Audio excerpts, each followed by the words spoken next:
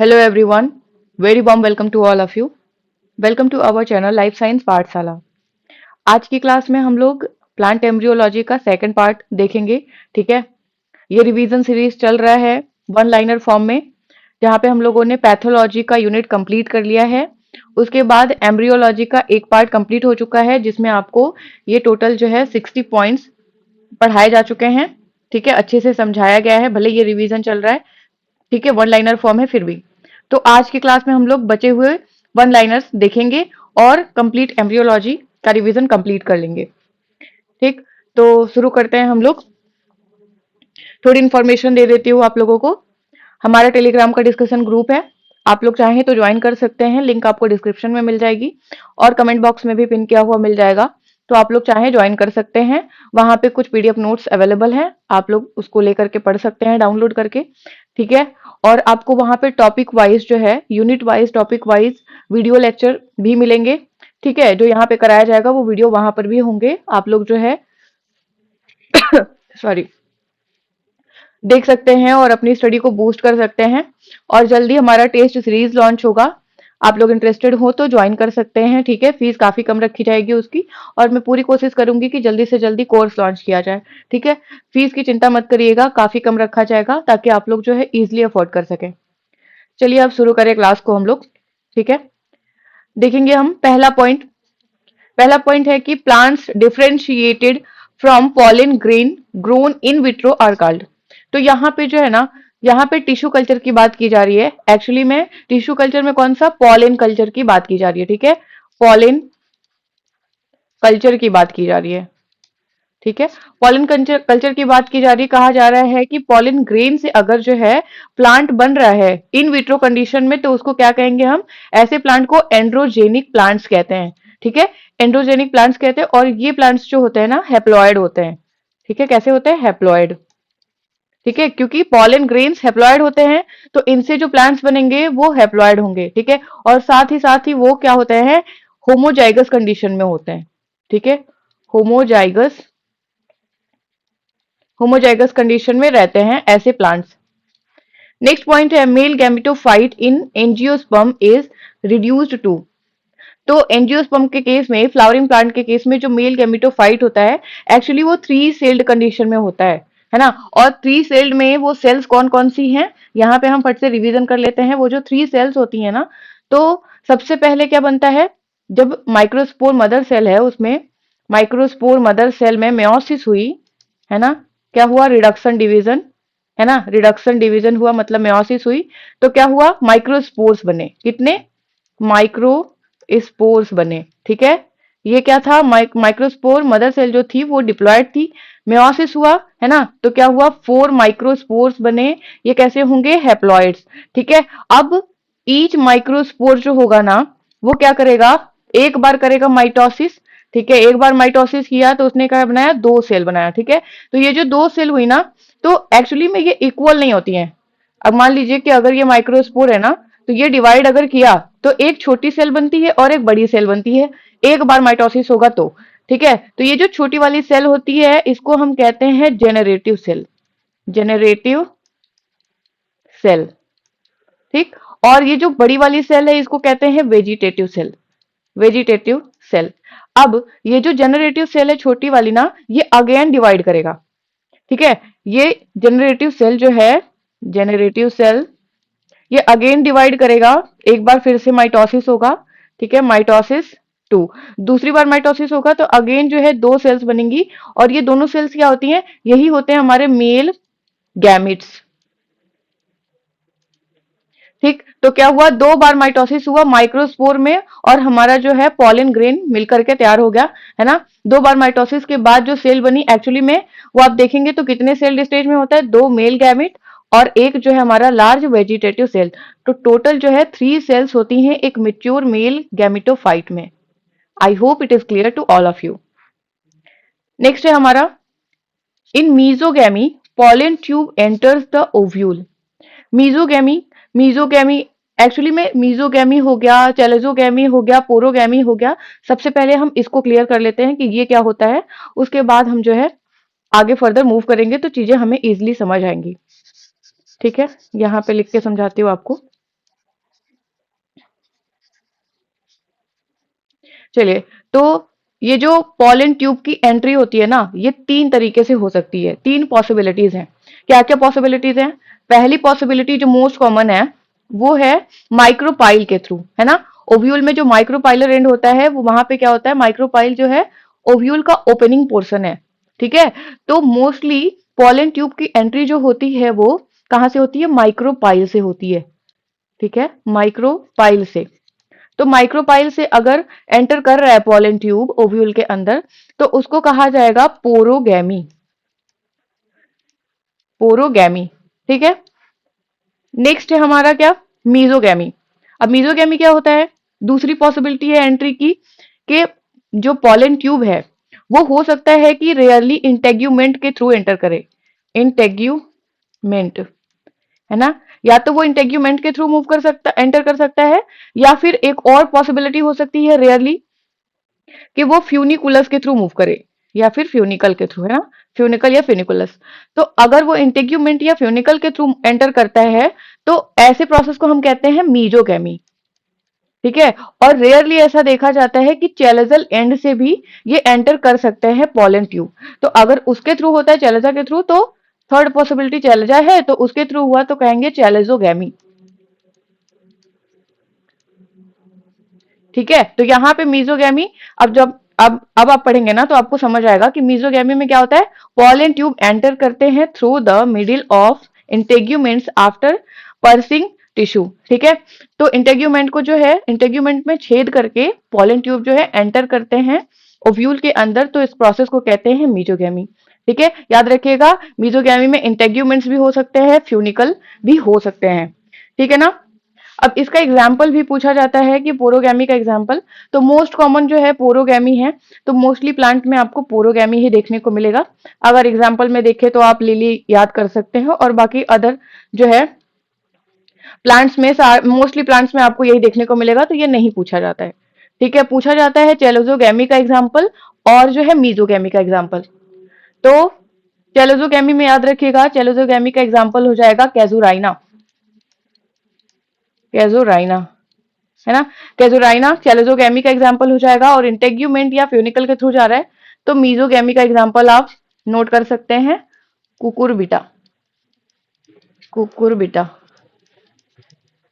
इसके अलावा एक और एग्जाम्पल, पिस्टेशिया भी याद कर सकते हैं आप, पिस्ता, पिस्टेशिया, ठीक है? पिस्टेशिया जो है, पिस्ता और कुकुरबिटा, इनमें जो है मीजोगैमी देखने को मिलती है। कुकुरबिटा में इंटेग्यूमेंट के थ्रू जाता है, और फ्यूनिकल के थ्रू अगर जाए तो वो आपको देखने को मिलेगा पिस्टेशिया में, ठीक? नेक्स्ट पॉइंट देखेंगे हम लोग, apomixis in angiosperm refers to. एक टर्म होता है एपोमिक्सिस और एक टर्म होता है एम्फीमिक्सिस, एम्फीमिक्सिस, है ना? दोनों में डिफरेंस क्या है? तो एम्फीमिक्सिस का मतलब होता है अगर एम्ब्रियो मेल और फीमेल के फ्यूजन से बने, ठीक है? ये मेल हो गया और फीमेल, इनका अगर फ्यूजन हो, ठीक है? अगर उसके फ्यूजन के बाद एम्ब्रियो सैक बनता है, या सॉरी एम्ब्रियो बनता है ना? एम्ब्रियो का फॉर्मेशन होता है, तो इसको कहते हैं एम्फीमैक्सिस, ठीक है? एम्फीमैक्सिस का मतलब यूजुअली सेक्सुअल रिप्रोडक्शन जो होता है ना, वहां पे मेल फीमेल गैमेट का फ्यूजन होता है और एम्ब्रियो बनता है, तो इस प्रोसेस को सिंपली एम्फीमैक्सिस कहा जाता है, ठीक है? It is a sexual reproduction.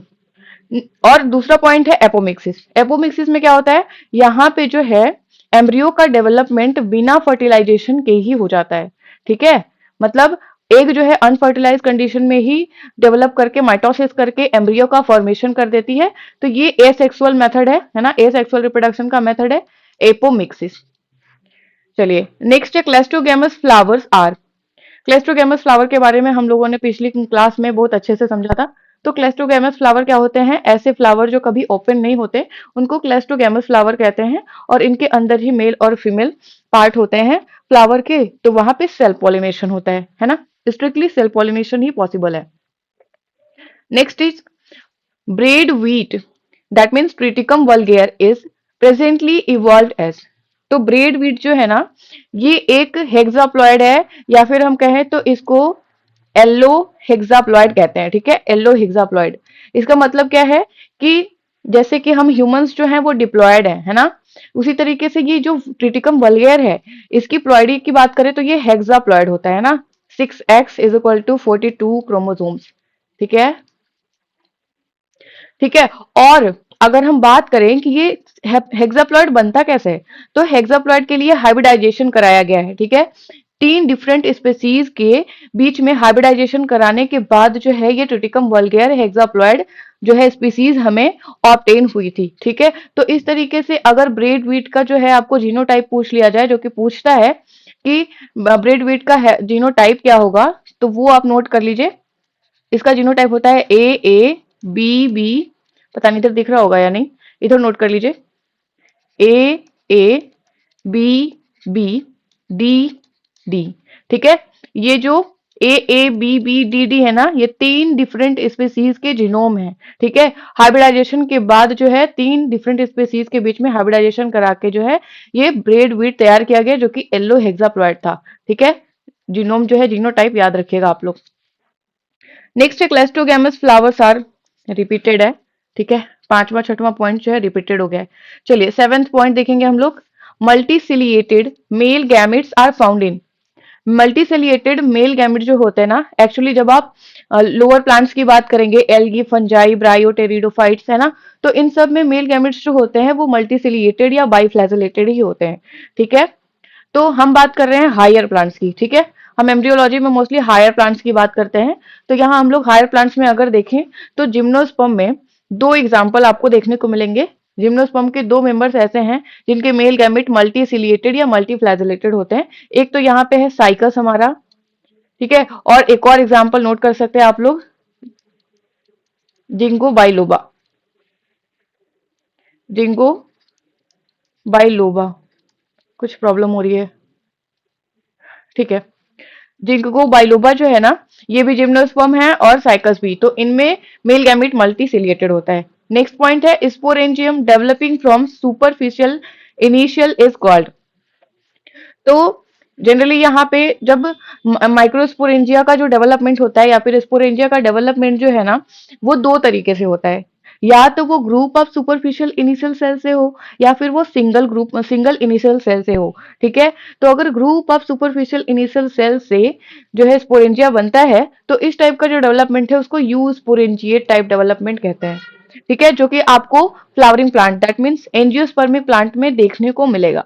ठीक है, पूछा जाता है सॉरी पूछा जाता है कि एंजियोस्पर्म में जो डेवलपमेंट होता है माइक्रोस्पोरेंजिया का, वो किस टाइप का होता है। तो यू स्पोरेंजिएट होता है। और लेप्टो की हम बात करें कि वो कहाँ पे होता है, तो उसके लिए नोट कर लीजिएगा लेप्टोस्पोरेंजिएट डेवलपमेंट। स्पोरेंजिएट डेवलपमेंट कहाँ पे होता है, ये आपको टेरिडोफाइटा में देखने को मिलेगा, है ना, टेरिडोफाइट्स में देखने को मिलेगा।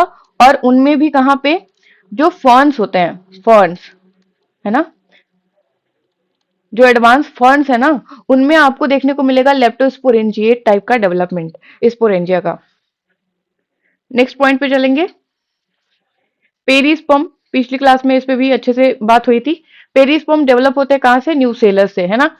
जब हमारा ओव्यूल से सीड बन जाता है तो न्यूसेलस जो है डीजनरेट हो जाता है जनरली। लेकिन कभी कभी क्या होता है कि न्यूसेलस के कुछ पार्ट्स जो हैं वो रह जाते हैं जब सीड बन जाता है उसके बाद भी। तो वो जो बचा हुआ पार्ट होता है न्यूसेलस का, उसी को पेरिस्पर्म कहा जाता है। ठीक है, जो कि न्यूट्रिशन देने का काम कर रहा होता है। नेक्स्ट है effect of foreign pollen on endosperm colour is called. तो बोला जा रहा है कि जो फॉरेन पॉलन है उसका इफेक्ट अगर एंडोस्पर्म के कलर पे पड़े तो उसको हम क्या कहते हैं। तो इसको, ये जो इफेक्ट है इसको जेनिया कहा जाता है। ठीक है, अगर पॉलन का इफेक्ट एंडोस्पर्म के कलर पे पड़ता है तो उसको जेनिया कहा जाता है। और इसकी डिस्कवरी किसने करी थी, इसकी डिस्कवरी की थी फोक ने। ठीक है, किस प्लांट में करी थी, तो वो भी नोट कर लीजिए। इसको उन्होंने देखा था मेज में। ठीक है, मक्का में देखा गया था इसको फोक के द्वारा। और इसमें एक्चुअली मैं अगर इसका मतलब मैं समझाऊं आपको, तो यहाँ पे जो पॉलन की बात हो रही है ना, पॉलन डिसाइड करेगा कि एंडोस्पर्म का कलर क्या होगा। तो सपोज कि 2 प्लांट्स हैं, है ना, एक जो है मेल प्लांट है और एक जो है वो फीमेल प्लांट है ना। तो इस पे जो है पॉलेन्स होंगे और इस पे जो है फीमेल होगी, तो वहां पे स्टिग्मा होगा जहां पे ये पॉलन लैंड करेगा। ठीक है, तो मान लीजिए कि इस प्लांट में जो फ्रूट्स लग रहे हैं, इसमें जो फ्रूट्स लग रहे हैं ना, उसके एंडोस्पर्म का कलर जो है वो येलो है। ठीक, इसका कलर जो है येलो है। तो अब ये जो है चाहे जिस भी, मान लीजिए इस प्लांट पे इसने जो है क्या किया, लैंड किया, पॉलिनेशन किया, फर्टिलाइजेशन हुआ, फ्रूट बना। ठीक है ना, तो जो फ्रूट बनेगा उसमें जो सीड्स होंगे, उसके जो एंडोस्पर्म होंगे, ठीक है, उसका जो कलर होगा ना वो येलो होगा। ठीक है, इससे कोई मतलब नहीं है कि इस प्लांट में जीनोटाइप क्या है, उससे कोई फर्क नहीं पड़ता है कि इस प्लांट में फ्रूट जो है उसके सीड्स या उसके एंडोस्पर्म, एक्चुअली उसके एंडोस्पर्म का कलर क्या होता, ये कंप्लीटली डिपेंड करता है कि ये जो मेल प्लांट है इसके पॉलन ग्रेन्स जो है वो कैसा कलर के लिए जीन कंटेन करते हैं। ठीक है, तो यही को इसी इसी इफेक्ट को कहा जाता है जेनिया। ठीक है ना, और एक और टर्म होता है मेटाजेनिया। ठीक है, जैसे जेनिया है वैसे ही मेटाजेनिया, मेटाजेनिया ये जो है ये आपको देखने को मिलेगा डेट पाम में, खजूर में। ठीक है, डेट पाम में, जिसको फिनिक्स डेक्टिलीफेरा कहा जाता है, फिनिक्स डक्टिली डक्टिलीफेरा, है ना, डक्टिलीफेरा फिनिक्स होता है। ठीक है, तो खजूर में आपको मेटाजेनिया देखने को मिलेगा जिसकी डिस्कवरी स्विंगल ने करी थी, स्विंगल ने। चलिए, यहाँ पे क्या होता है, मेटाजेनिया में पॉलन का जो इफेक्ट होता है ना वो सीड कोट पे पड़ता है। ठीक है, पॉलन का जो इफेक्ट है अगर सीड कोट पे पड़ता है तो उसको मेटाजेनिया कहते हैं, और अगर इसका इफेक्ट एंडोस्पर्म पे पड़ रहा है तो उसको जेनिया कहते हैं। याद रखिएगा विथ एग्जाम्पल, और साथ में डिस्कवरी किसने करी थी। तो जेनिया की डिस्कवरी फोक ने की थी मेज में, और मेटाजेनिया की डिस्कवरी स्विंगल ने करी थी, स्विंगल ने करी थी। ठीक है, कहां पे की थी, डेट पाम खजूर में, फिनिक्स डिक्टेलीफेरा में। नेक्स्ट पॉइंट है embryo formed from cells other than egg is called. तो अगर जो है एम्ब्रियो सेक है और यहाँ पे जो है सिनर्जिड है, बीच में एग है ना, तो मेल गैमिट आया और एग के साथ फ्यूज करके जब एम्ब्रियो बनाएगा तो ये नॉर्मल एम्ब्रियो होता है। ठीक है, तो इसको हम नॉर्मल एम्ब्रियो कह दिए। लेकिन कभी कभी ऐसा होता है कि एम्ब्रियो सेक में अदर सेल्स भी तो होती हैं, जैसे एंटीपोडल सेल्स इधर हो गए चैलेजल एंड पे, इधर सिनर्जिड हो गया, यहाँ पोलर न्यूक्लियाई हो गया, है ना। तो कभी कभी क्या होता है कि एक के अलावा सिनर्जिड भी फ्यूज कर जाते हैं मेल गैमिट के साथ में और वो भी एम्ब्रियो बना लेते हैं, या फिर एंटीपोडल सेल्स भी होते हैं वो भी मेल गैमिट के साथ फ्यूज करके एम्ब्रियो बना लेते हैं। तो अगर ऐसी कंडीशन होती है कि एक के अलावा एम्ब्रियो सेक के अदर सेल्स एम्ब्रियो बनाते हैं तो उस एम्ब्रियो को क्या कहते हैं, एडवेंटिव एम्ब्रियो, और उस प्रोसेस को कहते हैं एडवेंटिव एम्ब्रियोनी। ठीक है, आई होप कि समझ आ रहा होगा आपको। नेक्स्ट है tetrasporic embryo sac develops from. तो टेट्रास्पोरिक एम्ब्रियो सैक पिछली क्लास में पढ़ाया जा चुका है। टेट्रास्पोरिक एम्ब्रियो सैक का मतलब क्या है कि चार जो मेगास्पोर बने वो चारों के चारों जो है वो एम्ब्रियो सैक बना रहे हैं, तो चारों जो है कलेक्टिवली मिल करके एक सिंगल एम्ब्रियो सैक बना रहे हैं, तो उसको टेट्रास्पोरिक एम्ब्रियो सैक कहते हैं। ठीक है, तो यहाँ पे क्या बोला जा रहा है कि tetrasporic embryo sac develops from, किसे डेवलप होंगे, टेट्रा न्यूक्लिएट मेगास्पोर, मतलब चारों मेगास्पोर जो है एक बार माइटोसिस करके एक कंप्लीट एम्ब्रियो सैक बना लेते हैं। ठीक है, यही है टेट्रास्पोरिक एम्ब्रियो सैक। नेक्स्ट है हमारा एंजियोस्पर्मस गाइनोशियम इज इक्विवेलेंट टू। तो एंजियोस्पर्म में जो गाइनोशियम होता है वो किसके इक्विवेलेंट होता है, मेगास्पोरेंजिया के। ठीक है, ये सब फैक्ट्स हैं, याद रखिएगा आप लोग। नेक्स्ट है pollen tube entry through the integument is, हम लोग देख चुके हैं ये पॉइंट, तो यहाँ पे नोट कर लीजिए इंटेग्यूमेंट के अलावा अगर फ्यूनिकुलस फ्यूनिकुलस के थ्रू भी जाता है तो भी उस प्रोसेस को मीजोगैमी ही कहते हैं। सीड डेवलप्स फ्रॉम, तो हम जानते हैं कि सीड किससे किससे बनता है, ओव्यूल से, है ना। ओव्यूल डेवलप होकर के सीड बनाता है। वहीं फ्रूट क्या है, फ्रूट किससे बनेगा, फ्रूट बनेगा किससे, ओवरी से। ठीक है, ओवरी डेवलप करके फ्रूट बनाएगी और ओव्यूल डेवलप होकर सीड बनाएगा। नेक्स्ट है हमारा uni integumented ovules are found in, sorry uni नहीं है, अनइंटेग्यूमेंटेड है ना, ऐसा ओव्यूल जिसपे इंटेग्यूमेंट्स ही ना हो। तो ऐसा ओव्यूल आपको एंजियोस्पर्म में कहां देखने को मिलता है, ये आपको देखने को मिलेगा लोरेंथेसी फैमिली में। है ना, लोरेंथस इसका एग्जाम्पल है। तो लोरेंथेसी फैमिली में आपको ओव्यूल्स जो हैं वो काफी रिड्यूस्ड होते हैं उसमें, और उस पे इंटेग्यूमेंट्स नहीं होते हैं। ठीक है, लोरेंथस क्या है, ये एक पार्शियल स्टेम पैरासाइट है, पार्शियल स्टेम पैरासाइट। किस प्लांट पे ये पैरासिटाइज करता है, तो आप लोगों ने आम का पेड़ देखा होगा, है ना, मैंगो ट्री। तो आपने देखा होगा कि कुछ येलो रेड कलर के या येलो ऑरेंज कलर में कुछ लंबे लंबे से, मतलब छोटे छोटे से फ्लावर्स होते हैं जो ऊपर से नीचे गिरते हैं, या फिर आप देखेंगे तो ऊपर भी फ्लावरिंग हुई रहती है। मैंने बचपन में देखा था, तो मैं सोचती थी कि अ, आखिर ये मैंगो पे ये इस टाइप के फ्लावर्स ये कैसे उग जाते हैं, मतलब कैसे होता है ये। उस टाइम पे मुझे नहीं पता था कि एक्चुअल में वो लोरेंथस है। ठीक है, तो वो लोरेंथस ही होते हैं जो कि मैंगो ट्री पे जनरली आपको देखने को मिलेंगे।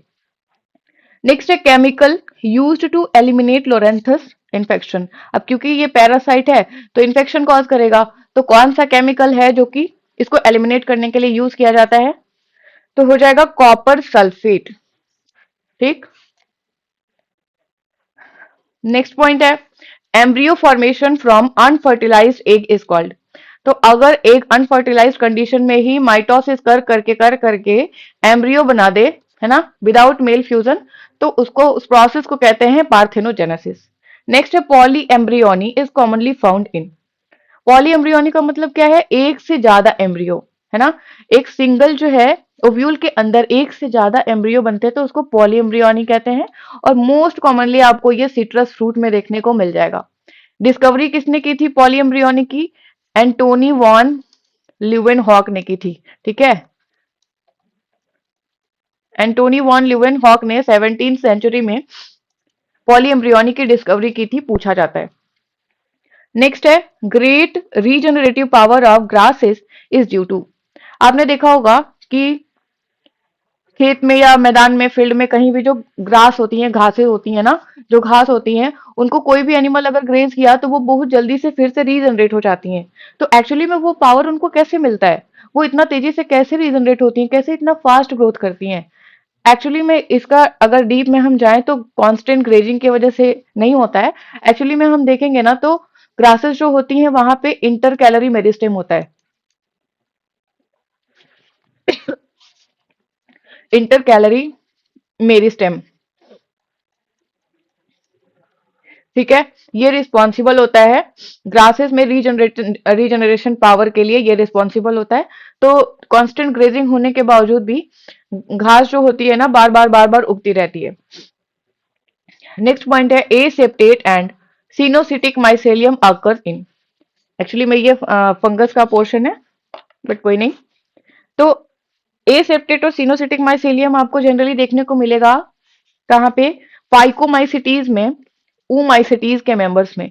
ठीक है, ऊमाइसिटीज के मेंबर्स में आपको देखने को मिलेगा। ऊमाइसिटीज का एक मेंबर एल्ब्यूगो है।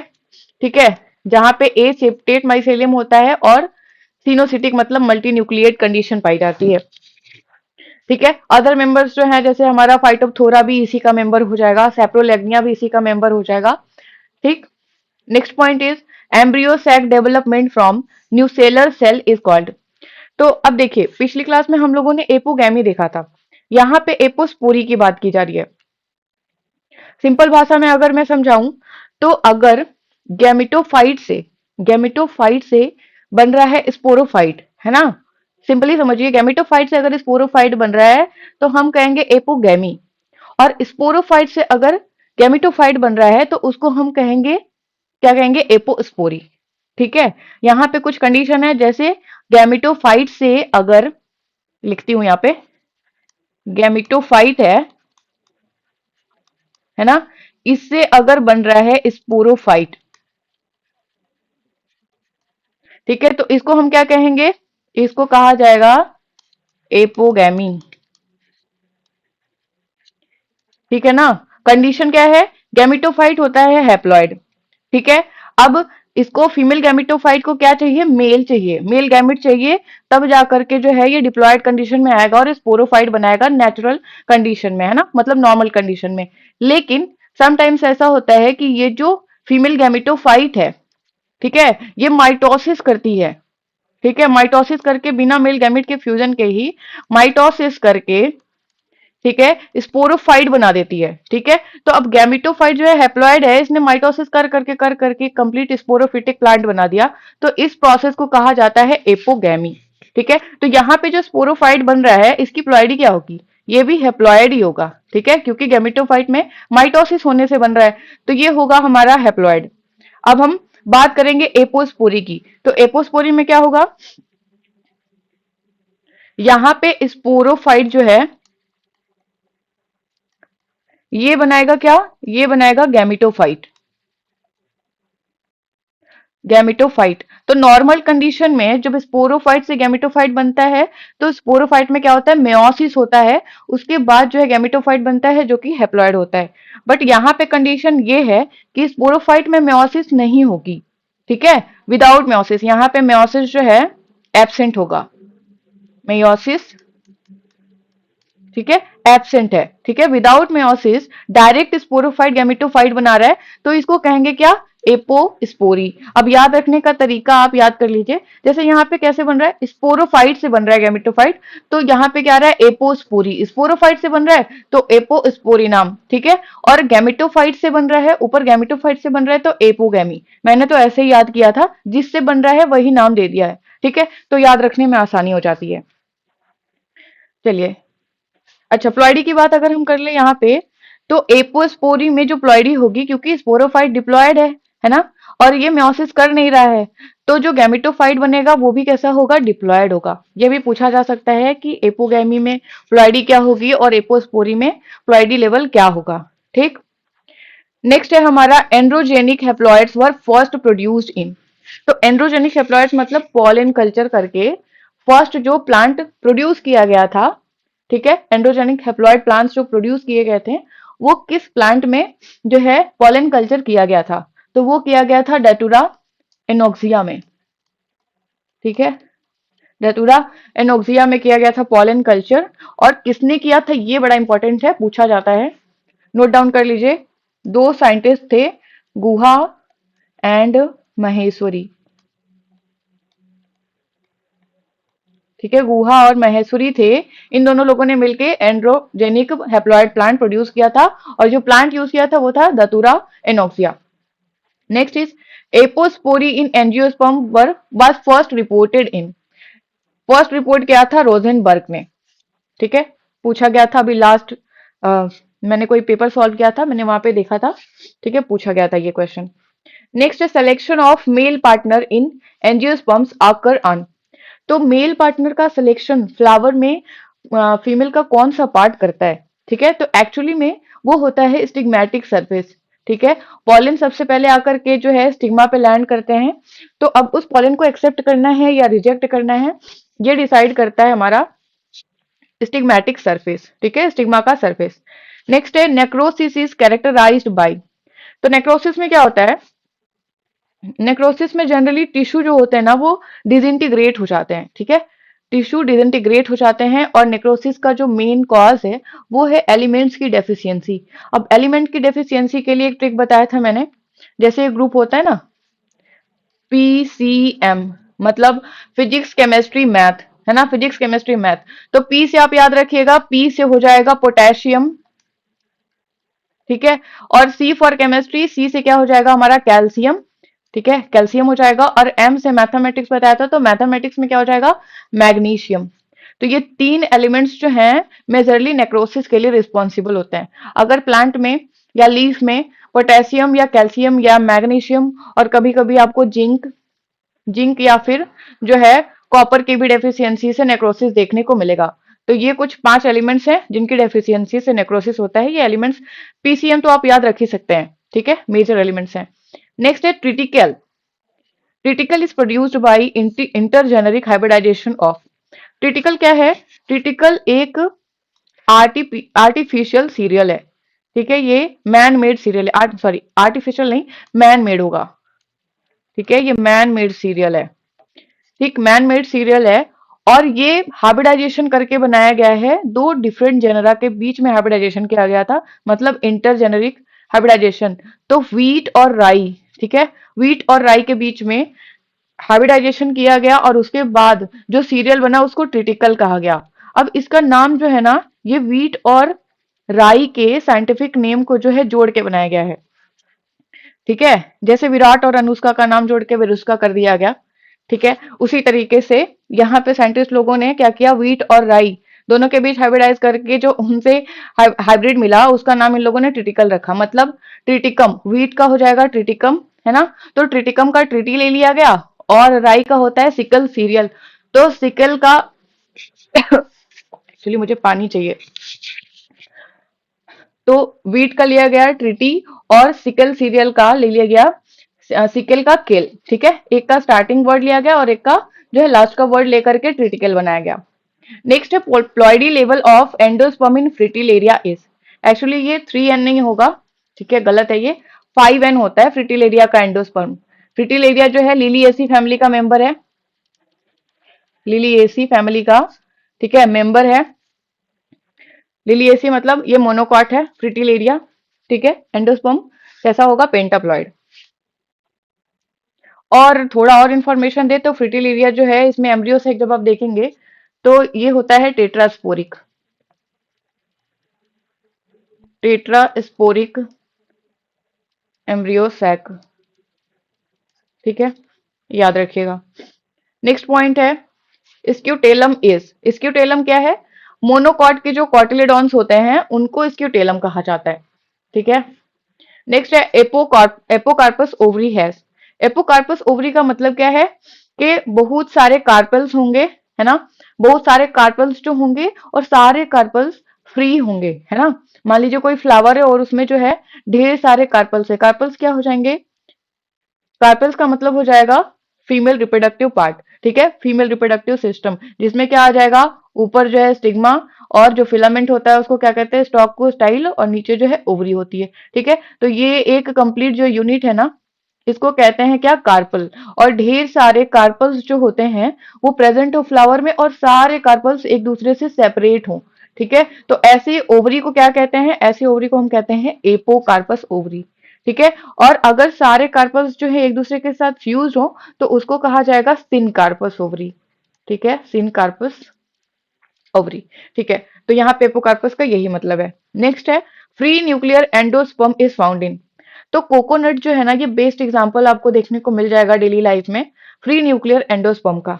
तो कोकोनट जो है ना, यहाँ पे आपको न्यूक्लियर एंडोस्पर्म भी देखने को मिलेगा, और साथ ही साथ सेलुलर एंडोस्पर्म भी देखने को मिलता है, और ये एग्जाम में पूछा भी जाता है।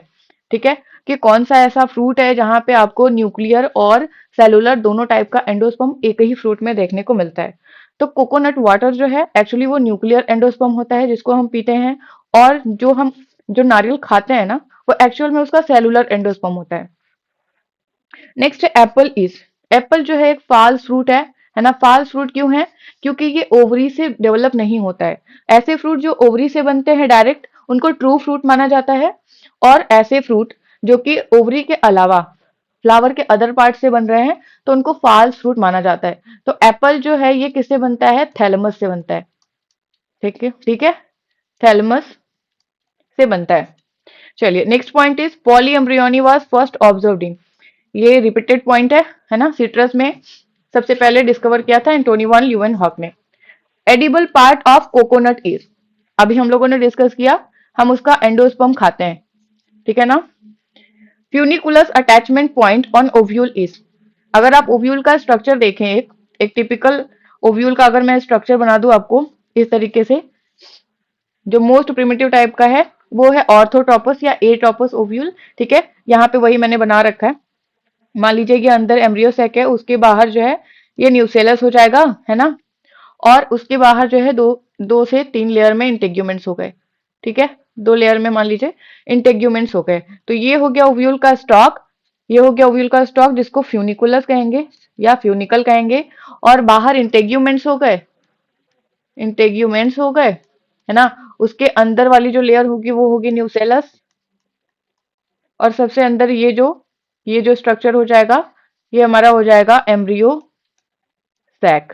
ठीक है, तो अब जो है बात किया जा रहा है कि फ्यूनिकुलस, ये हमारा फ्यूनिकुलस है ना जो स्टॉक है, ये जो अटैच हो रहा है ओव्यूल से, तो जिस पॉइंट पे अटैच हो रहा है उस पॉइंट को क्या कहते हैं? ये वाला पॉइंट जहां पे ये फ्यूनिकल जो है ओव्यूल से अटैच हो रहा है, इस पॉइंट को कहते हैं हाइलम। ठीक, चलिए नेक्स्ट है हमारा circinotropous ovule is found in. Circinotropous ovule आपको कैक्टेसी फैमिली में देखने को मिलेगा, जिसका एग्जांपल है ओपुंशिया। सर्सिनोट्रोपस ओव्यूल क्या होता है?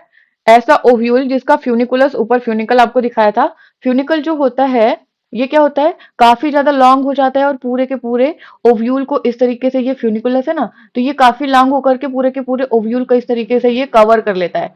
ठीक है, सर्कल में कवर कर लेता है, तो इस टाइप के ओव्यूल को सर्सिनोट्रोपस ओव्यूल कहते हैं। नेक्स्ट है हमारा Ubisch body. Ubisch bodies are associated with, actually में यूबीश बॉडी जो है ये पॉलन ग्रेन से एसोसिएटेड है। कैसे? तो हम जानते हैं कि पॉलन ग्रेन्स जो होती है ना, उसकी दो वॉल होती है, एक होती है इनर जिसको इंटाइन कहते हैं, और आउटर वॉल जो होती है उसको एक्साइन कहते हैं। एक्साइन और इंटाइन, ठीक है ना? ओके, तो ये जो एक्साइन होता है ना, यही कंटेन करता है यूबीश बॉडी। ठीक है, और ये जो यूबीश बॉडी होते हैं, ठीक है, इसके ऊपर जो है कवरिंग होती है या कोटिंग होती है किसकी? स्पोरोपोलेनिन की। स्पोरोपोलेनिन की, ठीक है, स्पोरोपोलेनिन्स जो है यूबीश बॉडी को कवर करके रखते हैं, और ये प्रेजेंट होते हैं एक्साइन में, जिसकी वजह से एक्साइन की थिकनिंग बढ़ती है। ठीक है, एक्साइन की थिकनिंग जो है बढ़ जाती है, और जो है ये स्पोरोपोलेनिन की वजह से जो स्पोर्स होते हैं, पॉलन ग्रेन्स होते हैं ना, ये रेजिस्टेंट होते हैं किसी भी एडवर्स कंडीशन के लिए। ठीक है, नेक्स्ट है हमारा फंक्शनल मेगास्पोर डेवलप्स इनटू। तो मेगास्पोर हम जानते हैं कि फंक्शनल मेगास्पोर जो है माइटोसिस करके बनाता है एम्ब्रियो सैक, जिसको क्या कहते हैं? फीमेल गैमिटोफाइट, है ना, गैमिटोफाइट। कहाँ पे? एंजियोस्पर्म में। नेक्स्ट है निमेक फिनोमिना आकर इन।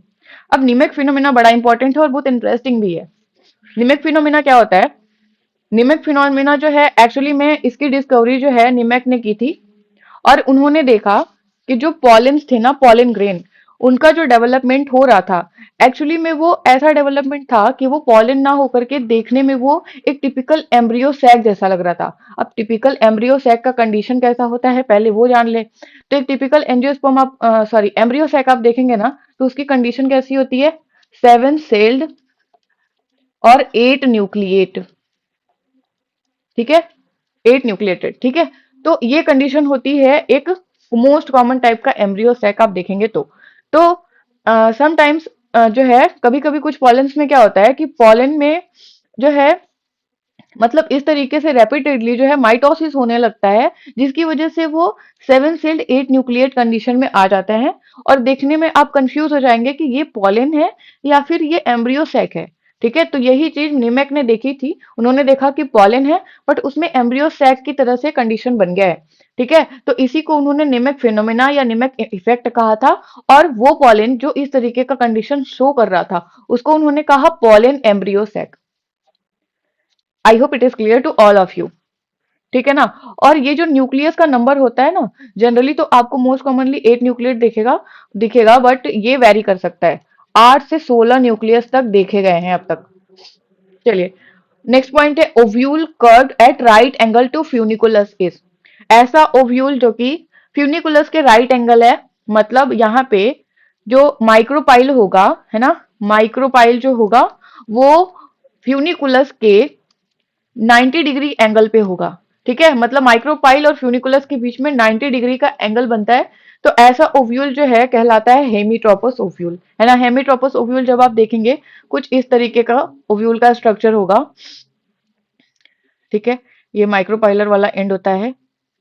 ठीक है, कुछ इस तरीके का स्ट्रक्चर होता है हेमीट्रोपस का, या इसी को हेमिएनाट्रोपस भी कहते हैं। तो यहाँ पे माइक्रोपाइल है और ये है फ्यूनिकल, तो ये जो है 90 डिग्री का जो है एंगल बनाते हैं, या फिर राइट एंगल बोला जाता है इनको। तो राइट एंगल दे या फिर 90 डिग्री एंगल की बात करें तो आप याद रखिएगा हेमीट्रोपस ओव्यूल की बात हो रही है। Next is edible part of mango is. तो आम का हम लोग जो पार्ट खाते हैं ना, जो उसका पल्प हम खाते हैं, एक्चुअल में वो मीजोकार्प होता है ना। एपिकार्प उसका छिलका होता है, मीजोकार्प उसका पल्प जो हम खाते हैं, और उसका जो जो हार्ड वाला पोर्शन होता है ना सीड के ऊपर, वो होता है उसका एंडोकार्प, ठीक है। और एंडोकार्प जो है स्टोनी होता है, हार्ड होता है, इसी वजह से मैंगो को जो है ड्रूप फ्रूट कहा जाता है। याद रखिएगा, बहुत बार पूछता है। ये कैसा फ्रूट है? ड्रूप, क्योंकि इसका एंडोकार्प जो है हार्ड और स्टोनी होता है। उसी तरीके से कोकोनट का भी जो है कैसा होता है? हार्ड और स्टोनी एंडोकार्प होता है। मतलब ऊपर जो है एपिकार्प होगा जो कि ग्रीन कलर का होता है, जब आप हरा नारियल देखेंगे, है ना, उसके अंदर जो है फाइब्रस मीजोकार्प होते हैं। जब नारियल जो है उसको आप छिलेंगे तो देखेंगे फाइब्रस होता है, ठीक है। और जो हार्ड वाला शेल होता है उसको एंडोकार्प कहते हैं, और वो हार्ड और स्टोनी होता है, इसी वजह से कोकोनट भी कैसा फ्रूट है? ड्रूप, ठीक। नेक्स्ट है हमारा homogamous लिग्यूलेट capitulum is found in. तो यहाँ पे जो है कैपिटुलम या हेड इन्फ्लोरेसेंस की बात की जा रही है, जो कि सबसे एडवांस टाइप का एम्ब्रियोसेक माना, सॉरी एम्ब्रियोसेक नहीं, मोस्ट एडवांस टाइप का इन्फ्लोरेसेंस माना जाता है, जो कि कहाँ पाया जाता है? एस्टेरेसी फैमिली में। एस्टेरेसी फैमिली में आपको कैपिटुलम या हेड इन्फ्लोरेसेंस देखने को मिलता है। बट उसमें भी जो है यहाँ पे होमोगैमस लिग्यूलेट कैपिटुलम की बात की जा रही है, तो वो आपको सॉन्कस नाम के प्लांट में देखने को मिलेगा। याद रखिएगा ये एग्जाम्पल। नेक्स्ट है pollination with in same flower. अब एक ही फ्लावर के अंदर मेल फीमेल प्रेजेंट है और उनके बीच में पॉलिनेशन हो, तो उसको हम कहेंगे ऑटोगैमी, ठीक है। अगर दो डिफरेंट फ्लावर के बीच में या फिर फ्लावर दो डिफरेंट प्लांट पे मौजूद है तब पॉलिनेशन हो, तो उसको क्रॉस पॉलिनेशन कहेंगे, है ना। और इस प्रोसेस को कहेंगे एल्लोगैमी। नेक्स्ट है elongated thalamus between calyx and Corolla is. Calyx और कोरोला के बीच में अगर इलोंगेटेड थैलेमस प्रेजेंट हो तो ऐसी कंडीशन एंथोफोर कहलाती है, ठीक है। ये कहां पे देखने को मिलेगा आपको?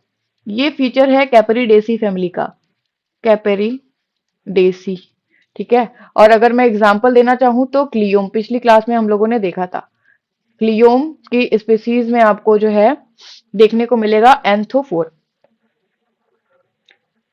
नेक्स्ट है filiform apparatus is found in. Filiform apparatus जो है ये सिनर्जिड में देखने को मिलता है। सिनर्जिड सेल कहाँ होती है? एम्ब्रियो सैक में, है ना। एम्ब्रियो सैक में ये माइक्रोपाइलर एंड पे जो है 3 सेल होती हैं। सेंटर वाली जो है एग होती है और इसके दोनों तरफ जो है इस तरीके से 2 सेल मौजूद होती हैं, है ना।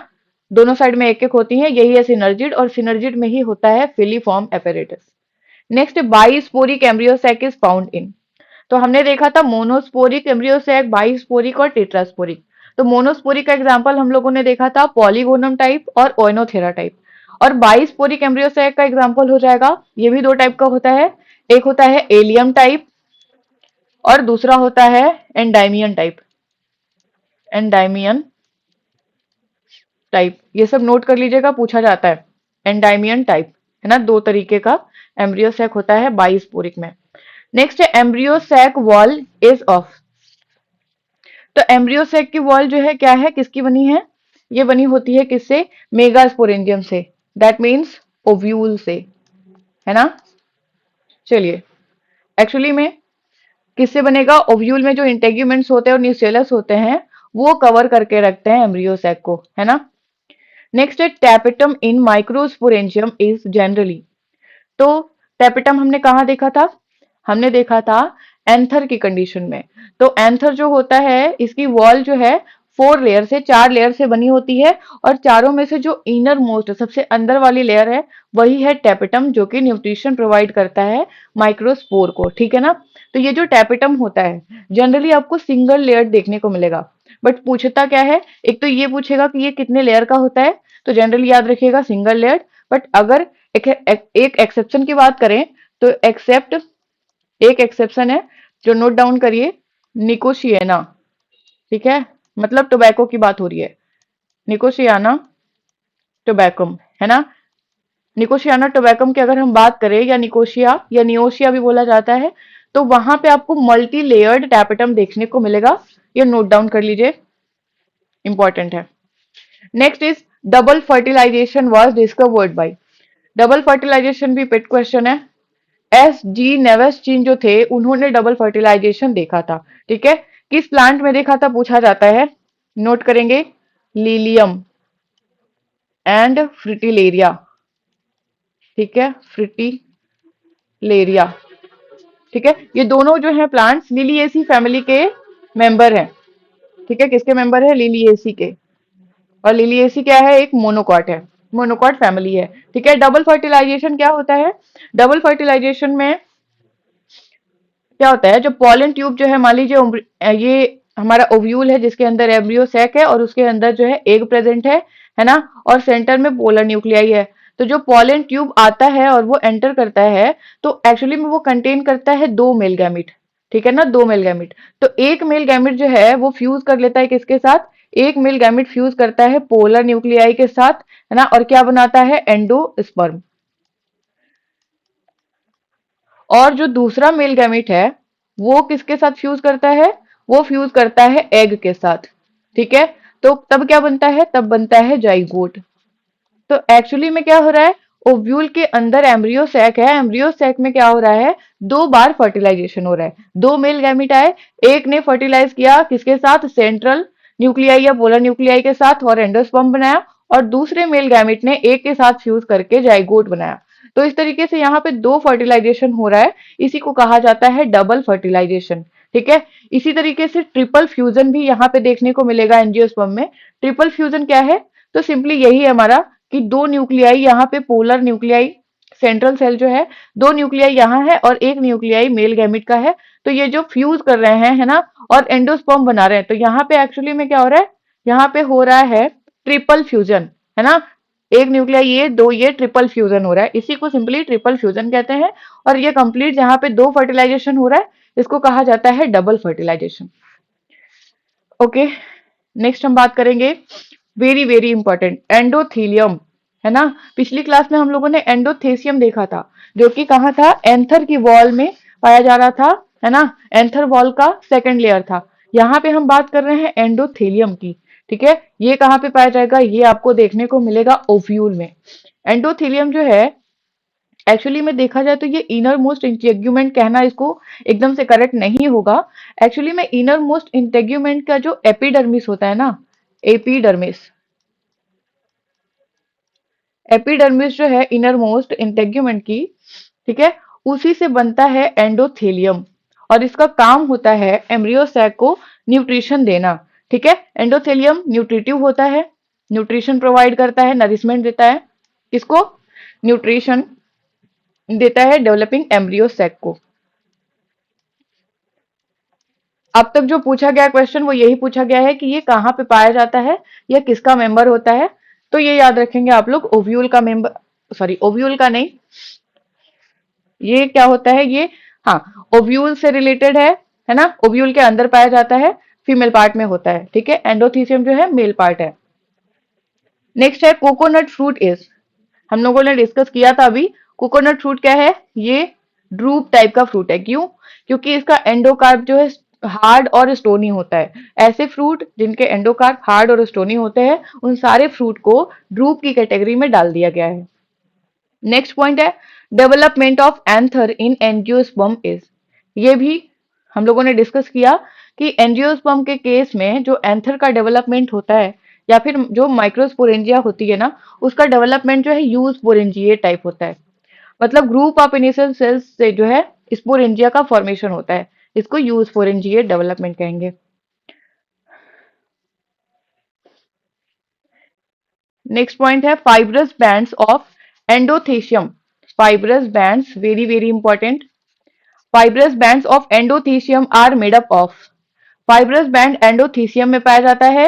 एंडोथीसियम जो है एंथर वॉल की सेकेंड लेयर है, और एंडोथीसियम जो है एंथर के डेहिसेंस में मदद करता है। ठीक है, तो कैसे मदद करता है, उसके लिए इसके पास होता है फाइब्रस बैंड्स। ठीक है, और ये फाइब्रस बैंड पूछा गया है कि किसका बना होता है। अभी हाल ही में जो आरपीएससी असिस्टेंट प्रोफेसर का एग्जाम हुआ है, वहां पे ये पूछा गया था। ठीक है, फाइब्रस बैंड अल्फा सेलुलोज से बने होते हैं और ये एंथर के डेहिसेंस में हेल्प करते हैं।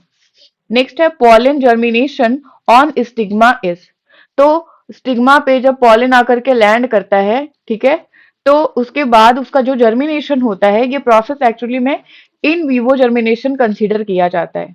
ठीक है, इन विवो का मतलब होता है नेचुरल कंडीशन में, है ना, सेल के अंदर, और इन विट्रो का मतलब लेबोरेटरी कंडीशन में या फिर आउटसाइड दी सेल।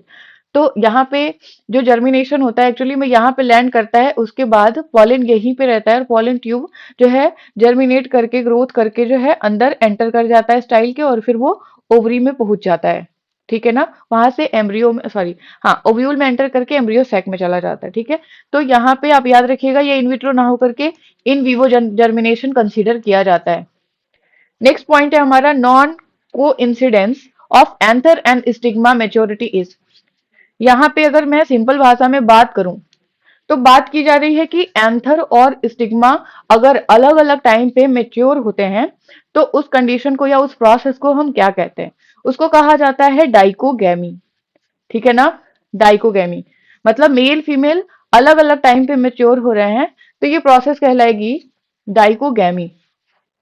और डाइकोगैमी जो है ना दो तरीके से हो सकती है ना, उसमें दो कंडीशन या दो वे कौन कौन से हैं। एक तो हो जाएगा कि प्रोट्रेंडस कंडीशन हो, प्रो प्रोटेंडरी, है ना, प्रोटेंडरी कंडीशन हो, और दूसरा जो है प्रोटोगाइनी कंडीशन हो।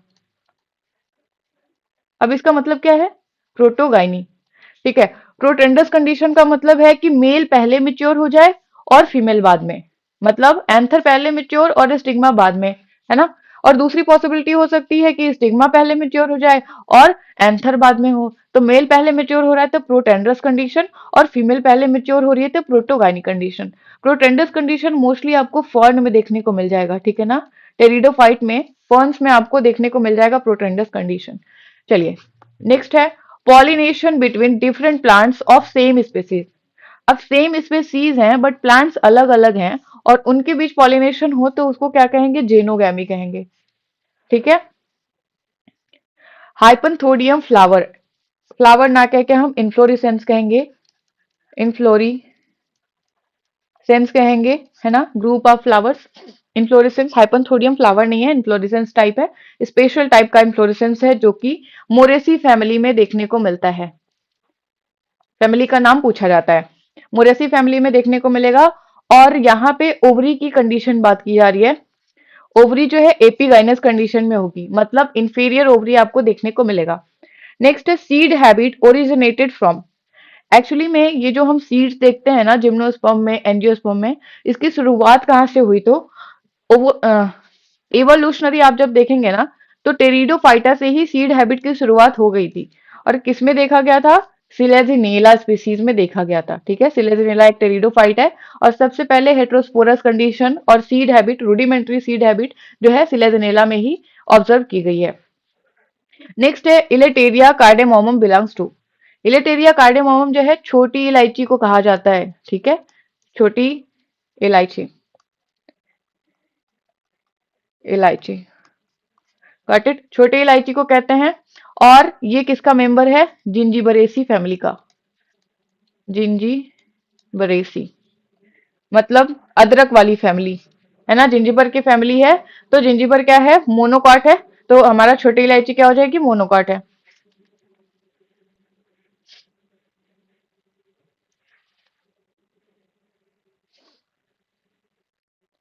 नेक्स्ट पॉइंट है father of Indian embryology. Indian embryology के फादर कंसीडर किए जाते हैं प्रोफेसर पंचानन महेश्वरी, है ना, पी महेश्वरी करके लिखा रहता है, और एग्जामिनर कंफ्यूज करने के लिए इसको पी महेश्वरी, ए महेश्वरी, सी महेश्वरी कुछ भी लिख सकते हैं ना, तो याद रखिएगा पूरा नाम इनका पंचानन महेश्वरी है। नेक्स्ट है pollen grain is. Pollen grain actually में मेल गैमेटोफाइट को कहा जाता है। ठीक है ना, चलिए, और पॉलन ग्रेन की सेलुलर कंडीशन की हम बात कर लें तो मोस्टली पॉलन ग्रेन आपको जब वो माइक्रोस्पोरेंजिया से बाहर निकलते हैं, मतलब एंथर जब डेhiscence होता है उसका फट जाता है, और जब पॉलेंस रिलीज होते हैं तो मोस्टली आपको वो जो है वो टू सेल्ड स्टेज में दिखाई देंगे। जब रिलीज होते हैं तो टू सेल्ड स्टेज में 60% प्लांट्स में आप देखेंगे ना तो टू सेल्ड स्टेज में वो रिलीज हो जाते हैं माइक्रोस्पोरेंजिया से, बट 40% स्पीसीज में थ्री सेल्ड स्टेज पे होते हैं, थ्री सेल्ड स्टेज। अब अगर यहाँ पे मैं थोड़ा और डिटेल में जाऊं तो टू सेल्स कौन कौन सी होती हैं, हम लोगों ने अभी देखा था कि एक होता है छोटा सा जनरेटिव सेल और दूसरा होता है वेजिटेटिव सेल जो कि बड़ा होता है। ठीक है, कंपेरेटिवली लार्ज होता है। तो मोस्टली जो है जनरेटिव और वेजिटेटिव दो सेल कंडीशन में पॉलन ग्रेन रिलीज हो जाते हैं माइक्रोस्पोरेंजिया से। बट थ्री सेल्ड में क्या होता है, जो जनरेटिव सेल है वो एक बार माइटोसिस करके दो मेल गैमेट भी बना लेता है। तो इस तरीके से थ्री सेल्ड स्टेज में जो है पॉलन रिलीज होते हैं स्पोरेंजिया के अंदर से। ओके, नेक्स्ट है androgenic haploids are useful for. अब ये एंड्रोजेनिक हैप्लॉइड हम लोगों ने डिस्कस किया था, पॉलन कल्चर से बनाए गए प्लांट्स जो होते हैं टिश्यू कल्चर की मदद से, उनको एंड्रोजेनिक प्लांट्स कहते हैं। और ये यूजफुल है क्यों, क्योंकि ये होमोजाइगस स्टॉक्स प्रोड्यूस कर सकते हैं, है ना। उसे जितने भी जो बनते हैं, जितने भी प्लांट्स बनते हैं पॉलन कल्चर से, वो सारे हैप्लॉइड होते हैं और वो होमोजाइगस कंडीशन में होते हैं, उनमें हेट्रोजाइगोसिटी नहीं होती है ना। तो ये उनका जो है एक सिग्निफिकेंस है पॉलन कल्चर यूज करने का। नेक्स्ट है carpospores of polysiphonia. Polysiphonia is a red algae, है ना, red algae. Polysiphonia red algae है। और यहाँ पे बात की जा रही है पॉलीसाइफोनिया के कार्पोस्पोर की, ठीक है। तो हैप्लॉइड नहीं होते हैं, ठीक है, गलत लिखा हुआ है।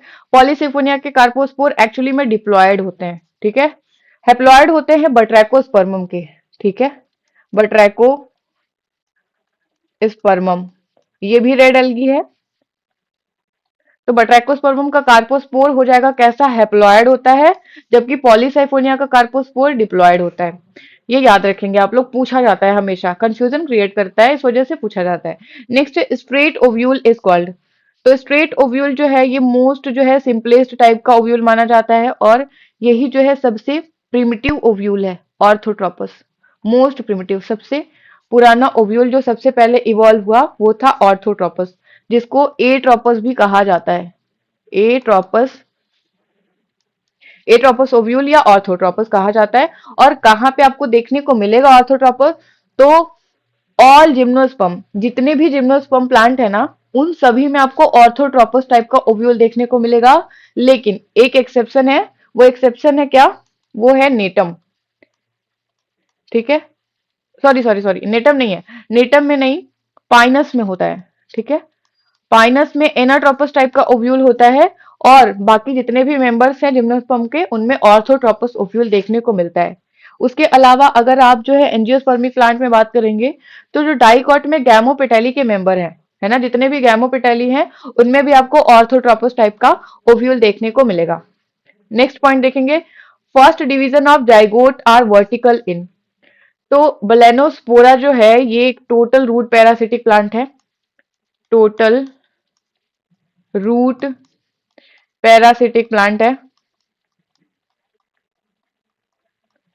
ठीक है ना, बेलेनोस्पोरा।